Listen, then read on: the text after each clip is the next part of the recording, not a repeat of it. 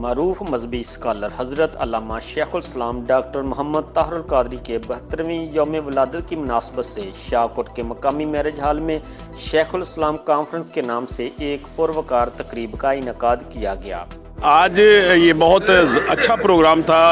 طاہر القادری صاحب کی ولادت کے حوالے سے، اور میں سمجھتا ہوں اگرچہ میرا تعلق تحریک منہاج القرآن سے باضابطہ نہیں ہے، لیکن طاہر القادری صاحب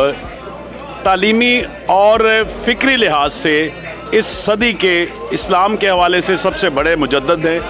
اور ان کی خدمات اسلام کے حوالے سے صدیوں یاد رکھی جائیں گی۔ ہماری علامہ ڈاکٹر طاہر القادری صاحب کے ساتھ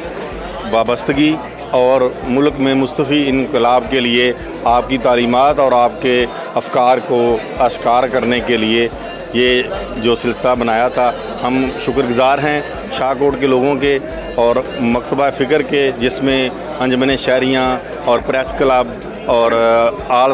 پرائیویٹ اسکول ایسوسی ایشن اور دیگر معززین اور تمام مکاتب فکر کے مساجد کے علماء اکرام اور عام جنرل پبلک کا اتنا اچھا رسپانس۔ آج کا یہ ایونٹ حضور شیخ الاسلام قائد انقلاب ڈاکٹر محمد طاہر القادری کی سالگرہ کے حوالے سے ایونٹ تھا، اور شاہکوٹ میں معززین کو ہم نے بلایا اور کثرت کے ساتھ سینکڑوں کی تعداد میں لوگ تشریف لائے، مرکزی قیدین آئے۔ ہم مرکزی قیدین کا شکریہ ادا کرتے ہیں، شاہکوٹ کی کریم اور شاہکوٹ کے معززین کا شکریہ ادا کرتے ہیں کہ انہوں نے اس پروگرام میں آ کر پروگرام کو زینت دی۔